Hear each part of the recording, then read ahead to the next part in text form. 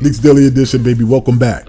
Absolutely. The New York Knicks, being the only big market team left in the 2025 NBA Final Four, isn't just a storyline anymore. It is a statement.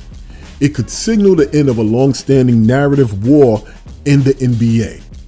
One that's quietly or not so quietly tilted in favor of small market darlings, while painting the Knicks unfairly as the league's lovable but dysfunctional punching bag. They've been disrespecting us for a very long time. For a very long time. The New York Knicks have been the media's favorite punching bag for more than 20 years. New fans, you don't really know what's been going on. Let's be honest.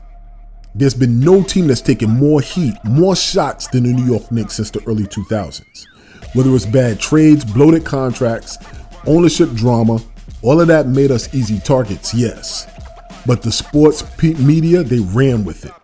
Even in the rare moments where we weren't actively dysfunctional, there was still an undercurrent of what they call Knicks chaos that was always around the corner. It became more of a brand than an absolute fact, and the media loved doing that. So while the media and the NBA law as a whole poured that negative energy into us, they hyped up small market teams like OKC, Milwaukee, Memphis, Denver, and they started giving those teams extra credit for doing it the right way. Just because they weren't based in a major city. It's dripping, it's still dripping now. But here's the kicker.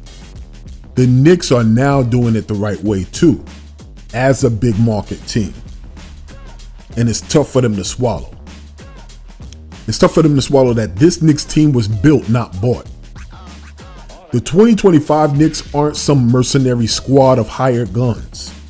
This isn't the Lakers with LeBron and Luka. It isn't Brooklyn's failed the big three. Jalen Brunson is a mid-tier free agent who became a superstar through sheer will and hard work here in New York. Josh Hart and OG Anunoby brought in through smart, calculated trades. Mitchell Robinson is a homegrown shot-blocking force. Mikal Bridges, Karl Anthony Towns, both were acquired through a blend of cap finesse, asset management, fit, focused vision. And even our coach, Tom Thibodeau, who love him or hate him, has brought identity and a defensive grit back to New York. Nobody wanted him when we pulled him in. So don't give us that. The Knicks didn't land a generational free agent. They didn't leverage the market like people assumed they would once the cap rose.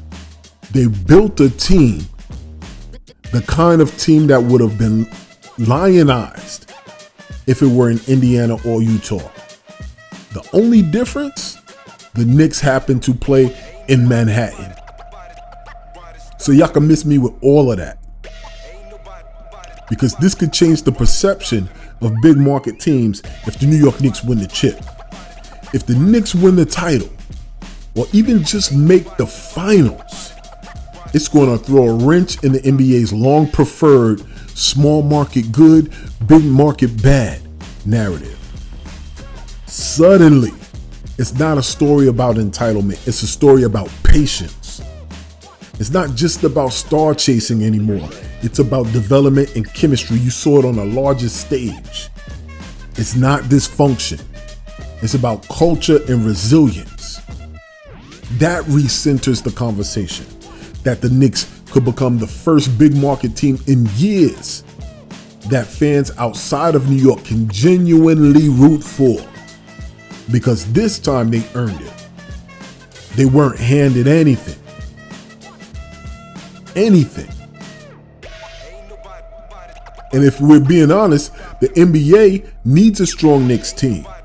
Here's the truth. The league is better when the Knicks matter. Madison Square Garden is electric. Knicks fans are global and loyal. Every playoff series with New York is instantly louder, more intense, more dramatic, period. And watch, if we make this finals run or a championship, we're going to set off a media and fan firestorm in the best way. Ratings going to skyrocket. Debate shows are going to explode. The league's visibility is going to go through the roof. But more importantly, it'll vindicate us as fans who stuck with our team through thick and thin and thinner. It'll reward the idea that yes, you can do it in the right way in a big market. And you don't have to apologize because of your zip code. We always knew there was an anti-New York bias. Y'all tried to make us feel crazy. And this team is actually hard to root against. Unlike some other New York squads in the past, 2012, 2013, or the 2020 Nets, this team has no ego issues.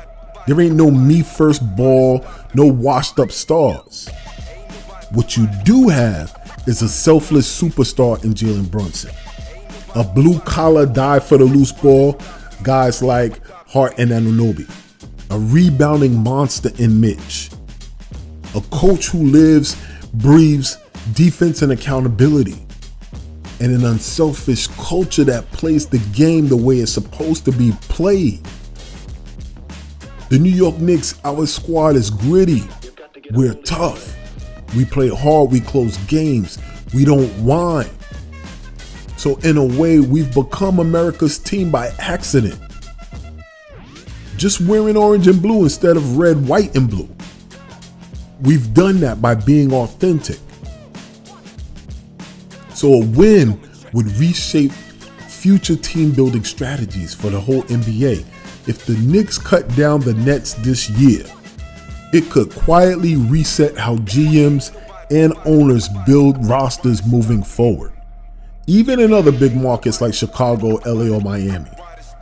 Instead of chasing the next big super team formula, teams might start to emphasize culture over clout, prioritize fit over fame, value continuity over constant headline chasing.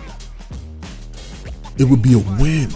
Not just for the Knicks, but for any team trying to do it through internal development and smart moves. No matter how many skyscrapers are in your city, that could be the formula that could work for you. Because you see, on the largest stage, it's worked for us. The Knicks represent the hope of market-neutral success. If you are the president looking forward, by succeeding as a big market team without behaving like a big market cliche, the Knicks may help erase the very stigma that has haunted big markets for the last 2 decades. We might actually prove that being based in New York doesn't disqualify you from being a hardworking, well-coached, earn your stripes basketball team. I think we've already made headway in that direction. We've shown that market size doesn't have to dictate narrative. Performance does.